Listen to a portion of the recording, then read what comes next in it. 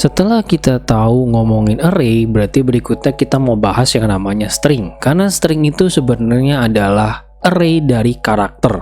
Jadi karakter itu kan artinya huruf, dan string itu atau kata atau kalimat terdiri dari berbagai huruf. Makanya di sini kita akan menggunakan array karakter untuk bisa membentuk suatu string. Contoh di sini adalah misalkan Jakarta. Jakarta itu terdiri dari huruf J, A, K, A, R, T, A yang masing-masing setiap hurufnya akan disimpan di dalam indeks array char berurutan.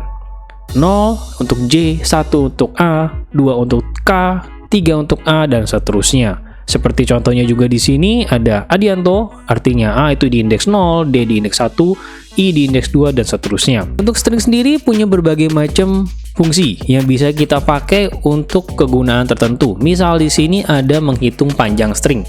Menghitung panjang string kita bisa menyebutkan namanya strlen, singkatan dari string length, jadi panjang dari string tersebut.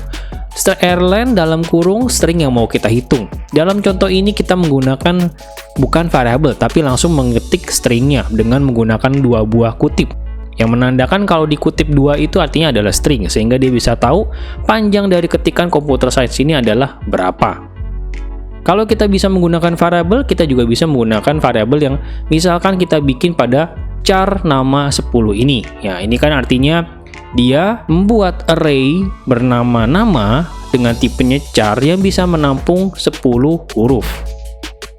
0, 1, 2, 3, sampai 9. Sisanya artinya akan diisi dengan variabel null. Isinya akan diisi dengan data null karena memang tidak diisi.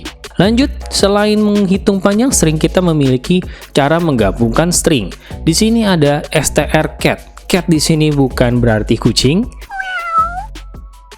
tapi maksudnya adalah concat, string concat. Concat itu maksudnya dalam bahasa Inggris adalah memang menggabungkan string dengan perintah ada parameter dalam kurung string 1, string 2 yang nantinya maksudnya adalah menggabungkan antara string 1 dengan ditambah string 2.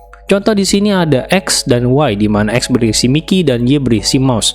Jadi strcat dari X, Y adalah Mickey Mouse, menggabungkan kalimat Mickey dengan kata mouse sehingga menjadi satu gabungan seperti ini. Ada juga menyalin string, di mana string itu strcp, ya ini mungkin terdengar lebih jelas, string copy, maksudnya adalah itu. Jadi nanti apa yang dari Y akan dikopi ke dalam X. Jadi maksudnya ini hasilnya dan ini apa yang dikopinya ke dalam. Di sini X-nya itu kosong, lalu Y-nya ada Mickey, artinya nanti Y akan dipindahkan ke X, sehingga nanti X memiliki juga si Mickey ini. Kita coba contoh aplikasi dari string ini pada algoritma. Di sini contohnya kita mau mencoba menggabungkan nama, bukan nama, tapi justru mengisahkan namanya, nama depan sama nama keluarga. Jadi di sini kita menuliskan nama yang terdiri dari dua suku kata, misalkan Joko spasi Widodo. Artinya kita akan memisahkan nama depannya Joko terus nama keluarganya Widodo. Dengan begitu kita menggunakan algoritma pisah nama yang sebenarnya sih cara logikanya adalah kita mencari spasi. Kita mencari spasi dari nama yang dituliskan tersebut, karena yang membuat memisahkan mereka nama depan dengan nama belakang sebenarnya adalah spasinya. Makanya logika dari algoritma di sini adalah kita bikin dulu kan char nama depan sama nama keluarga dengan panjangnya 21, itu hanya saya perkira-kira aja ya. Jadi nama di sini 41, nama di sini 21 dan 21. Pertama input seperti biasa dan kita inisialisasi variabel dulu karena kita mau melakukan looping. Looping itu adalah kita mau coba mengiterasi si karakter dari nama sampai kita menemukan si spasi. Makanya di sini loopingnya adalah while nama I tidak sama dengan spasi. Artinya dia akan looping terus sampai dia menemukan karakter spasi. Sembari dia looping I++ dengan sambil mencari karakter spasi, itu kita akan pindahkan nama I-nya itu ke dalam ND, yang memang artinya kan sembari kita looping, kita lagi menelusuri I0, I1, I2, I3 sampai I4. Artinya dia akan berhenti di I4, sementara I0 sampai I3-nya itu akan dikopi ke dalam variabel ND, yang itu nama depannya. Dengan begitu kita akan mendapatkan nama depannya dengan dipisah dengan spasi. Untuk nama belakangnya artinya kita tinggal melanjuti dari hasil looping tadi. Hasil looping tadi kan I++-nya itu pasti sudah selesai looping ketika dia sudah mencapai titik di mana bertemu dengan spasi.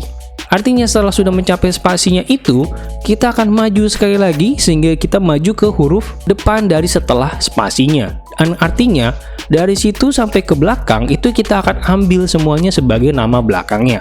Makanya kita mencoba looping lagi dari hasil I yang tadinya sudah bertambah. Dalam kasus ini artinya kan I-nya sudah 0, 1, 2, 3, 4. Artinya I yang di sini sudah mencapai 4. Dia sudah menemukan spasi sehingga tidak di looping lagi. Tapi karena kita lagi di posisi spasi, kita maju lagi satu kali ke depan untuk bisa mencapai huruf W-nya.